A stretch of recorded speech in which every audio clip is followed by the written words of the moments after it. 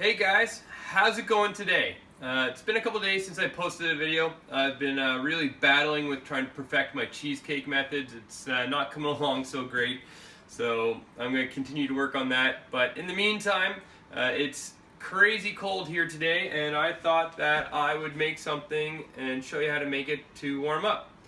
Today, I'm going to make ribs. A lot of people make awesome ribs. I'm sure you do. You probably think yours are the absolute best. But there's a lot of people that don't realize just how easy it is to make amazing mouth-watering ribs. I'm going to show you today how simple it is to make ribs that will absolutely blow your dinner guests or your family's minds. My kids love these. My wife loves these. My friends love these. I've even had some friends that have paid me to show them how to make ribs, and it is so ridiculously easy that I'm going to turn you into a rib pro by the end of this video. So, first things first, we have our ribs. Today I went with side ribs. They are on sale. Back ribs are the better option when it comes to ribs. They're tenderer, there's more meat on them, but they do tend to be more expensive, so unless they're on sale, I usually tend to gravitate towards the side ribs. Nice big hunk of ribs here. Nice, paid $9 for that at the store. That'll feed my family pretty easily. So the first thing you want to do when you get your ribs, on the underside of the ribs, so not the top side where all the meat is, but on the underside, there's actually a thin little membrane of fat that covers the entire bottom of the ribs. Super important that you remove this. All you gotta do, take a sharp knife, start at the corner, and just kind of get your knife underneath there. And once you get to a certain point, then you'll just be able to pull that membrane of fat off the ribs. That membrane is the difference between tender, fall off the bone meat and tough, can't chew, can't eat ribs. So we're just going to try to get that off here. It's a little tricky sometimes because it's fat, so you know it is kind of slippery, but once you get underneath there with your knife and you get it peeled back a little bit, it comes off pretty easy. So we're going to get that off.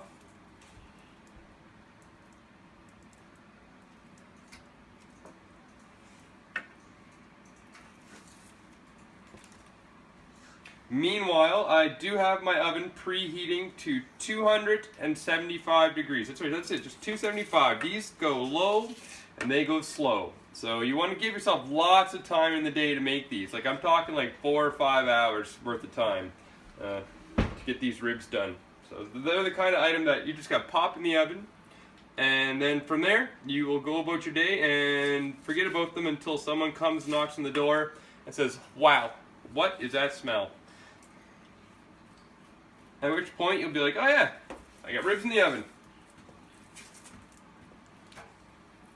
Just gonna get that entire membrane of fat off because we don't want any toughness when we slow cook our ribs in the oven. You guys will not believe how easy it is to make awesome ribs. A lot of people just, when it comes to cooking, I just think they feel a little intimidated by it. Don't be intimidated by cooking. Just relax. There's really not that much you can screw up with things, as long as you take your time and go with it. Alright, so we got that layer of fat off the bottom of the ribs. So what we're going to do now, wash our hands because, you know, fatty, gross hands are no good.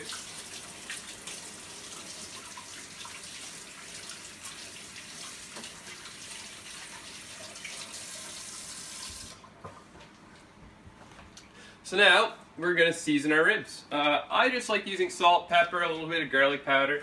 Some seasoning salt goes well too. So we've got some pepper here. Just going to coat the bottom underside of the ribs with some pepper.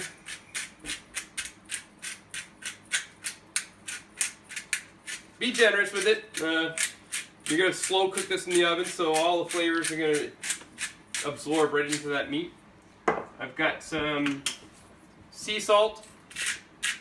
Love a good sea salt, especially on meat.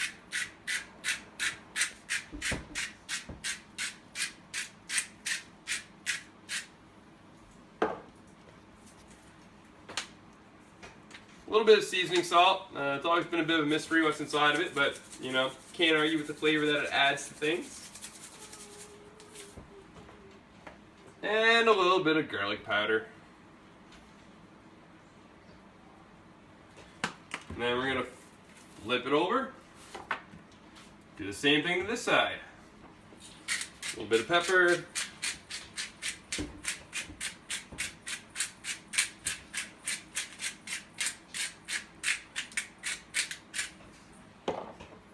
Some sea salt.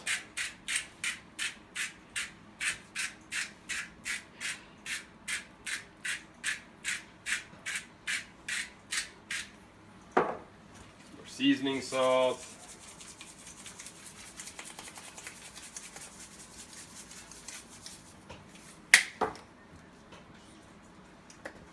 And some garlic powder. Alright. So now that you've seasoned your ribs, the next part, very important part, you're going to need some aluminum foil. And this is key. You cannot make these ribs the way I'm about to show you without aluminum foil. We are going to drop my aluminum foil on the floor, just like that. No, kidding. So, I'm going to take my ribs, I'm going to lay them on the aluminum foil. You want to wrap these ribs up in this aluminum foil like you are trying to wrap up the most secret Christmas present you've ever seen. You want absolutely no air to be able to get in or out of this tin foil. You want all the juices to stay in there while it's cooking. So we're going to roll it up at the edges. Maddie, you want to bring the camera in here, sweetheart, so they can see what I'm doing? You want to roll it up at the edges nice and tight on both sides.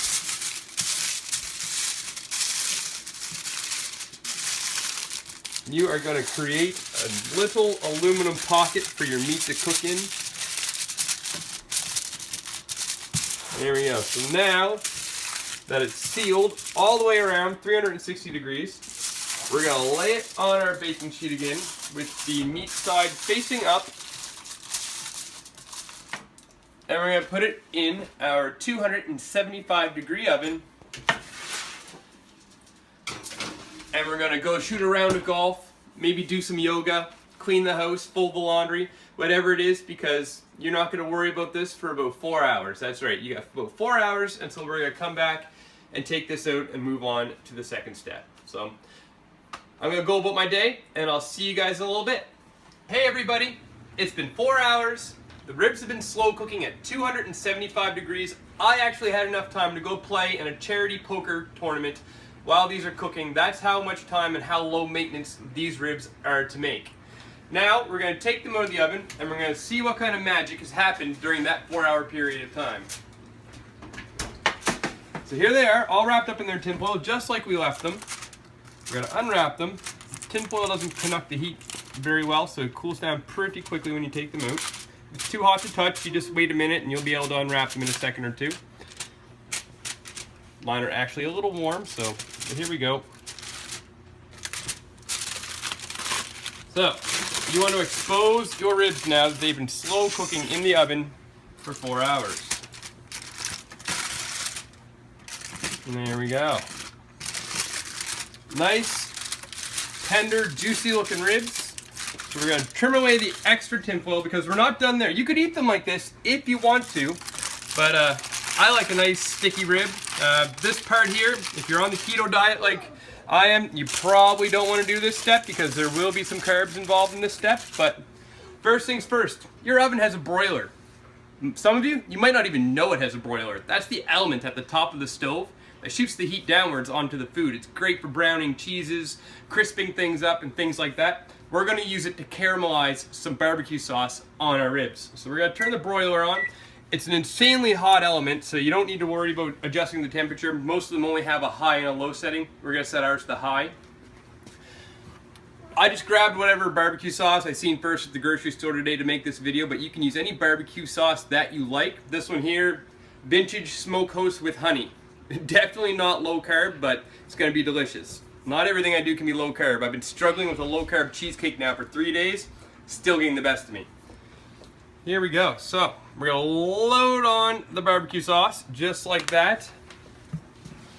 We're going to take this brush and we're going to evenly coat our ribs with it. Load it on there. Just load this on there. We're going to put this in our oven under our broiler. and we're gonna let that caramelize. Basically, we're gonna almost burn this barbecue sauce on, and what that does is the sugars that are in the barbecue sauce will start to caramelize, and you'll get a really rich caramel flavor out of the sugar that's inside that barbecue sauce, because most barbecue sauces have a pretty high brown sugar content. So, just like that, we're gonna set it in there underneath our broiler, and we're gonna keep an eye on it, because a broiler, it can burn your food really quick. So we're just gonna take a peek every couple minutes, and when we see that that barbecue sauce is bubbling and starting to turn dark in color, then we're gonna take it out and move on to our final step. That barbecue sauce sizzling, it's only been about 5 minutes. And there we go. If you look really closely here, you can see it's starting to bubble, starting to get dark. But we're not gonna stop there. I like to put 3 full coats of barbecue sauce on my ribs. That's right. I like a really sticky rib. Ribs are something that you should make a mess with when you eat them. If you're not making a mess when you're eating your ribs, they're not made right. You're just doing it wrong. So we're gonna brush on another layer of our barbecue sauce. That's right, nice and thick. And we're gonna put that back in for about another 3 to 4 minutes and let that start caramelizing too. And then we're gonna do that one more time. That's right, 3 layers of barbecue sauce. Then when we take them out, that's when you have your masterpiece, your pièce de résistance, if you will. It's gonna be awesome. So I'm gonna put those back in. I'm gonna add another layer on there. I'll skip that step because you really don't need to watch me slather barbecue sauce on the ribs over and over and over again. Unless that's your thing, send me a message and I'll make you a loop of it, okay? But yeah, I'll be back in a couple of minutes and we will have our finished product. And there you have it, folks. Delightfully sweet and sticky ribs that, watch how easy I can cut through these ribs, and they're just gonna fall right apart. Like, no effort involved in cutting those up. Picking them up might even be a chore because they're gonna fall apart so easily. They just wanna fall right apart. Those bones are so slow cooked that you can actually, look, I just chopped through a bone with a knife effortlessly. And there you have it, guys. The ultimate sticky, slow-cooked ribs. I didn't have to boil them first. I didn't have to do any special preparations. The most important thing, peel that layer of fat that I showed you off the bottom of the ribs, wrap them up tight in tin foil, and slow cook the heck out of them all day long until you're ready to eat them. Look how those just fall apart like that. I can probably reach in here if the bone's not too hot and pull the bone out just like that. If you think you make the best ribs in the world, please share your story with me because I'd love to try it. I love trying new things, but I really encourage you, especially with how easy this is, to give this a try and see how you like these ribs. Thanks a lot, everybody. I got some chili on the go right now too. I'll be posting that video a little bit later today, so thanks a lot. Share my videos, please. I love all the support I'm getting, and I'll see y'all next time.